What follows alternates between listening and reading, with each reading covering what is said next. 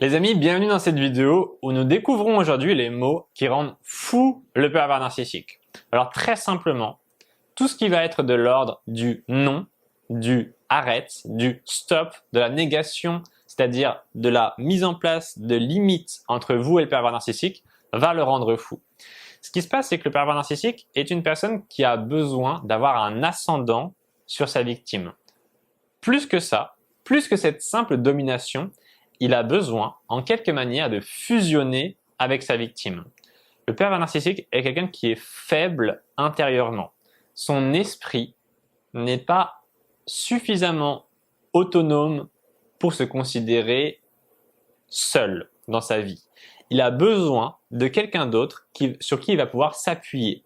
Son esprit, en fait, est tellement faible qu'il a besoin de quelqu'un de plus fort que lui qui va lui permettre de se sentir entier. Ok? Le pervers narcissique ne se sent pas entier à l'intérieur de lui, de base, et donc il a besoin de quelqu'un qui va lui permettre de se sentir entier. Ok? C'est pour ça que le pervers narcissique ne vit jamais seul et qu'il a toujours une victime. Donc dès lors que vous allez commencer à empêcher ça, à faire en sorte de rétablir votre identité et votre intégrité, ok?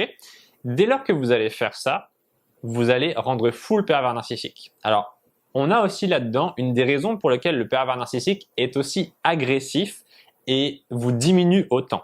Car nous sommes soumis à un énorme paradoxe. Le pervers narcissique a énormément besoin de vous. Vous êtes vital à ses yeux et pourtant, il ne cesse de vous dégrader. Il ne cesse de vous souiller, de vous humilier et de vous traiter de tous les noms. Ok? Donc, le paradoxe, c'est que vous êtes sa colonne vertébrale, vous êtes la personne qui lui permettait d'exister, et pourtant, il vous salit. Et la raison pour laquelle il vous salit, c'est parce que dans cette fusion qu'il crée, il ne fait plus la différence entre vous et lui. Ok? Et donc, qu'est-ce qui se passe? Vous et lui ne formez plus qu'une seule personne, ok? Dans cette espèce de symbiose. Et comme, je vous disais, il se sent diminué, il va étendre la mauvaise image qu'il a de lui à vous, ok? Parce qu'il vous considère comme étant une partie de lui. Et comme il se considère comme étant une personne, on va dire, diminuée et mauvaise, il va étendre cela à vous. Et vous aussi, comme ça, vous allez être diminuée et mauvaise, ok? En gros, c'est comme s'il contaminait votre esprit avec le sien, ok? Donc, première chose qui rend fou le pervers narcissique, c'est de l'ordre de tout ce qui est de quand vous remettez les choses à leur place, ok? Quand vous arrêtez de fusionner et que vous le dites non. La deuxième chose qui va rendre fou le pervers narcissique, c'est quand vous allez voir d'autres personnes que lui, ok? Ça, c'est ce qu'on appelle l'introduction d'un tiers dans la relation, ok? De manière générale, l'être humain a besoin de contact pour se sentir bien dans sa vie, ok? L'être humain a besoin de nourriture sociale et il est mieux que cette nourriture sociale soit variée, ok? Et donc, c'est cela qui risque de vous pousser à voir des gens, que ce soit vos amis, votre famille, à avoir un travail où vous allez avoir des collègues, etc. C'est ça qui vous pousse à exister en société. Le pervers narcissique, c'est une personne qui va vouloir casser ça, qui va vouloir casser tout ce qui est de l'ordre des personnes extérieures. Pourquoi? Parce que justement, dans la fusion qu'il cherche à obtenir avec vous, tous les tiers, toutes les autres personnes qui ne font pas partie de cette fusion pourraient vous éloigner. Ok? Donc, c'est pour cette raison que le pervers narcissique vous fait des crises quand vous allez voir vos amis et de manière générale, même quand vous passez du temps sans lui. Même si vous allez faire les magasins, même si vous allez boire un thé chez votre cousine, même si vous allez vous occuper de vos enfants, parfois c'est aussi quelque chose qui peut rendre fou le pervers narcissique puisque n'importe qui que vous allez mettre entre lui et vous, ça va le rendre fou. Ok? La troisième chose qui rend fou le pervers narcissique, c'est une évidence, mais on peut peut-être la souligner, c'est le fait que vous vous rendiez compte que c'est un pervers narcissique. Et au-delà de ça, même que vous lui disiez parfois, peut-être même que vous avez déjà dit à votre pervers narcissique que vous pensiez qu'il était un PN.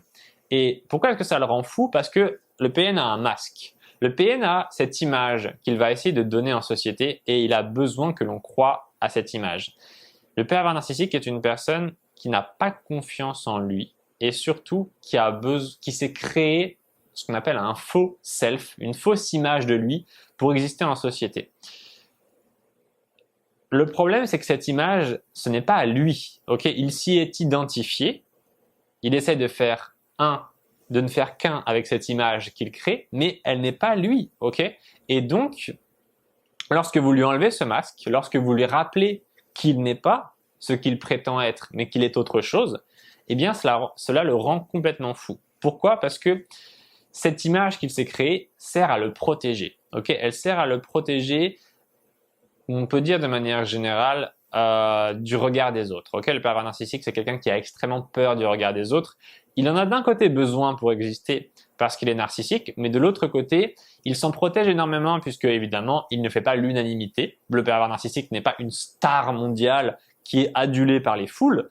C'est un anonyme qui va être aimé par certains et qui ne va pas être aimé par d'autres. Je suis sûr que dans votre entourage, vous connaissez des gens qui n'aiment pas le pervers narcissique et donc il va se protéger de ça. Ok, il va énormément s'en protéger. Et lorsque vous allez découvrir sa vraie nature et que vous allez le regarder comme il est réellement, votre regard va être objectif sur lui, ça va le rendre fou. Ok, ce n'est pas réellement un mot en soi, mais c'est plus quand ça peut être des mots lorsque vous allez justement lui dire des choses sur lui qui sont vraies. Ok, soit disant que tu es, je ne sais pas, l'homme le plus généreux du monde, mais tu es radin, tu ne me fais jamais de cadeaux. Soit disant que tu es la personne, je ne sais pas, je sais pas ce que le pervers narcissique, je sais pas ce que vous avez découvert sur votre pervers narcissique, mais vous avez découvert des choses sur lui qui ne sont pas forcément reluisantes. Et dès lors que vous allez exprimer ça, ça peut être simplement quand vous allez exprimer le fait qu'un comportement est toxique. Ok, vous le dites, voilà, tu dis que tu m'aimes, tu dis que tu es quelqu'un de bien, mais tu me dis sans arrêt que je suis une prostituée, une salope, des gros mots, etc. Tu me dis sans arrêt que je suis ci, que je suis ça, et pourtant tu me dis que tu m'aimes, tu me dis que tu es gentil. Dès lors que vous allez le mettre face à cette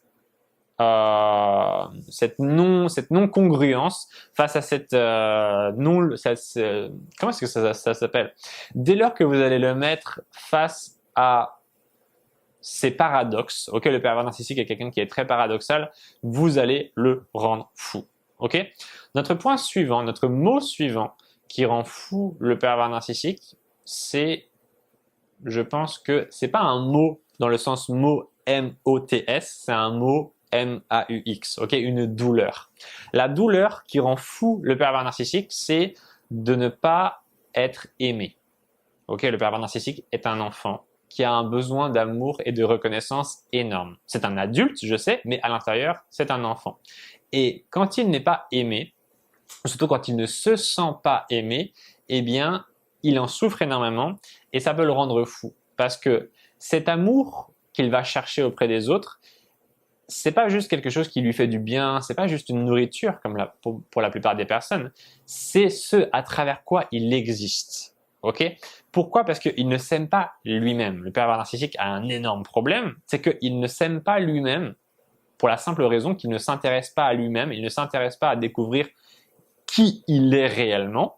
Il se borne à croire qu'il est une image de lui, une espèce de représentation fictive. Il est dans un espèce de rêve éveillé comme ça et il ne cherche pas à découvrir sa vraie identité, sa vraie personnalité, sa vraie nature. Ok? Donc, évidemment, le premier problème qu'il aurait à rencontrer s'il faisait ça, ce serait de se rendre compte qu'il est narcissique. Ce qui ne rentre pas dans ses plans, puisque je pense qu'il y a une évolution de la société où le mot pervers narcissique est de plus en plus utilisé. On recherche de plus en plus qui sont les pervers narcissiques autour de nous. Et je pense que beaucoup de pervers narcissiques ont déjà eu cette suspicion, ou en tout cas on leur a déjà dit, voilà, tu serais pas un peu un pervers narcissique, toi? Donc, il y a cette espèce d'idée qui est rentrée dans leur esprit, mais qui veulent absolument sortir. Ok, hors de question pour eux de se considérer comme des pervers narcissiques parce que ça viendrait tout simplement, ce serait un élément qui viendrait briser leur image. Ok, le pervers narcissique, c'est de ça dont il a peur, c'est qu'on ne l'aime pas parce que pour lui, si on ne l'aime pas, il n'existe pas. Et si il n'existe pas, ça veut dire qu'il n'a pas d'image, ok? Ou que son image est brisée, ok? Le pervers narcissique est quelqu'un qui a cette croyance intérieure que pour être aimé, il doit être parfait, ce qui est en réalité faux. Et ça, c'est vraiment une chose qui pourrait l'aider. S'il savait ça, le pervers narcissique, ça changerait sa vie.